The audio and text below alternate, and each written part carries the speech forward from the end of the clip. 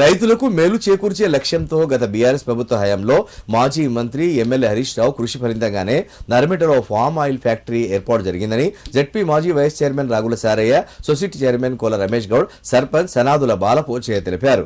Congress government వచ్చాక నిధులు మంజూరు చేసి పనులు ప్రారంభించామని ఆ పార్టీ నాయకులు చెప్తున్నా మాటలు పూర్తిగా అవాస్తవమని ఖండించారు. కాంగ్రెస్ పాలనలో జరిగింది శూన్యమని, చేసింది చెప్పుకోవాలి కానీ చేయనిది చెప్పుకుంటే ప్రజలు ఎవరు నమ్మే ప్రసక్తి లేదని స్పష్టం చేశారు.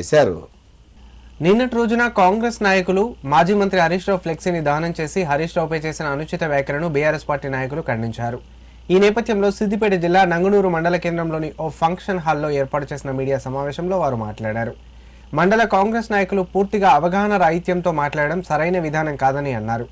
కాంగ్రెస్ పార్టీ నాయకులు ఎక్కడైనా ఒక ఫామ్ ఆయిల్ మొక్కనైనా నాటేందుకు కృషి చేశారా అని నిలదీశారు. కాంగ్రెస్ హామీలను అమలు చేయకుండా ప్రజానాయకుడు హరీష్ రావుపై అనుచిత వ్యాఖ్యలు చేయడమే ఆ పార్టీ నాయకులు ఓ పనిగా పెట్టుకున్నారని ఆరోపించారు. మరోసారి ఇలాంటి దూషణలకు పాల్పడితే తీవ్ర పరిణామాలు చవిచూడాల్సి వస్తుందని హెచ్చరించారు.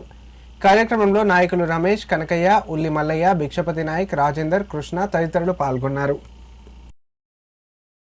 మీరు చేతనైతే ప్రజాస్వామ్యబద్ధంగా మాట్లాడండి, ప్రజలకు సేవ చేయండి. రాజకీయంగా ఎదగాలనుకుంటే ప్రజల్లో ఉండి సేవ చేసి మంచి పేరు తెచ్చుకోండి. కానీ నాకు నోరుంది కదా, నేను ఏది మాట్లాడినా చెల్తుంది కదా అని చెప్పి మాట్లాడితే ఊరుకునే పరిస్థితిలో లేరు. ఇవాళ దాకా మేము అధికారంలో ఉన్న 10 ఏళ్ళు కూడా ఎవరిని కూడా వ్యక్తిగతంగా దూషించలే. పని చేసుకుంటూ పోయినాం. అందరికీ ప్రభుత్వ సంక్షేమ పథకాలను అందించినాం. మేము కాంగ్రెస్, బీజేపీ అని ఎక్కడ కూడా విడదీయలే. అందరినీ కలుపుకొని పనిచేసినాం.